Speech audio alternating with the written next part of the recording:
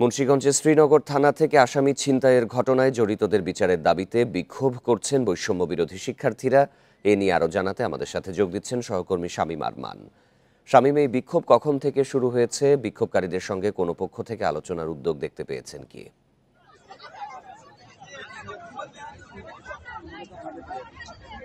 আপনি যেমনটা বলছিলেন যে মুন্সিগঞ্জের যে শ্রীনগর থানা থেকে যে একজন আসামি ছিনিয়ে নিয়ে যায়, সেই ঘটনায় এখানে ছিনিয়ে নেওয়ার পর থেকে কিন্তু যে এখানে স্থানীয় যে শিক্ষার্থী রয়েছে, বৈষম্য বিরোধী ছাত্র আন্দোলনের যারা রয়েছে, তারা কিন্তু এইখানে যে মুন্সিগঞ্জের যে ধলেশ্বরী টোল প্লাজা, সেই টোল প্লাজায় কিন্তু গত প্রায় ১.৫ ঘন্টা ধরে তারা কিন্তু আন্দোলন চালিয়ে যাচ্ছে। বৈষম্য বিরোধী ছাত্র আন্দোলন বা শিক্ষার্থী যারা রয়েছে তাদের একটি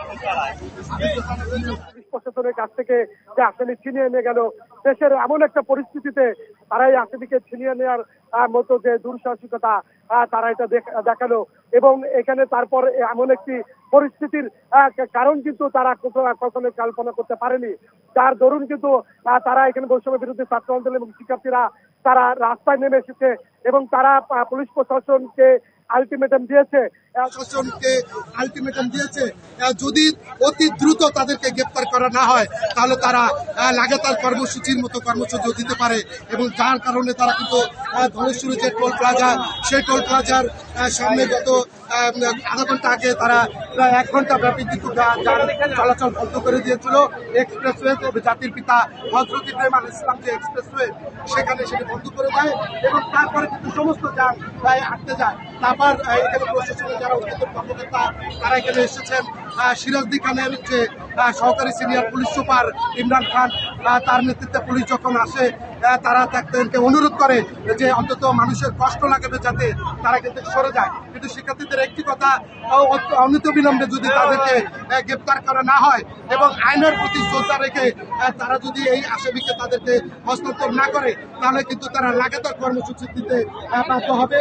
এবং তারা প্রশাসনকে আলটিমেটাম দিয়েছে অনতিবিলম্বে তাদেরকে হাজির করার জন্য, এবং আসামিকে যদি থানার ভিতরে তারা পুলিশ নিয়ে আসতে বাধ্য হয় ভয়ঙ্কর হতে পারে। শিক্ষার্থীরা তেমনটাই আমাদেরকে জানিয়েছে। এবং এখানে ধলেশ্বরী টোল প্লাজায় কিছুক্ষণ আগে কিন্তু অনেক জ্যাম ছিল, গাড়ি ঘোড়া বন্ধ ছিল এবং সেই গাড়ি ঘোড়া কিন্তু সাধারণ যে মানুষ শিক্ষার্থী তারা তাদের অনুরোধ রেখেছে। কিন্তু তারাও বলেছে যে আমাদের যে সাধারণ যে মানুষের কষ্ট লাগবে তার এটা সেটা সাধারণত এখন সরে গিয়েছে, কিন্তু তারা কিন্তু এই কর্মসূচিতে তারা বাধ্য হবে। ইতিমধ্যে কিন্তু এখানে সেনাবাহিনী এবং র্যাব তারা কিন্তু এখানে উপস্থিত হয়েছে এবং পুলিশের সাথে থেকে তারাও শিক্ষার্থীদেরকে অনুরোধ করছে যাতে এ ধরনের পরিস্থিতি মানুষের ভিতরে কষ্ট না হয় এবং তারা যেন এটাকে তুলে নেয়। কিন্তু শিক্ষার্থীদের একটি কথা, যে দেশের এই পরিস্থিতিতে একটি আসামি থানার ভিতর থেকে কিভাবে ছিনিয়ে নিয়ে গেল, এমনটা কিন্তু তাদেরকে কখনো কাম্য নয়। এবং তারা বলেছে আর কিছুক্ষণ যদি তারা কিছুক্ষণ আগে আমাকে জানিয়েছে 1 ঘন্টার মধ্যে যদি তারা এই আসামিকে না হয় তাহলে লাগাতার কর্মসূচি দিবে। তো বিশেষ বিষয়ে আপনি তথ্য সংগ্রহ করতে থাকুন, পরবর্তীতে আবার আমরা আপনার সাথে যুক্ত হব।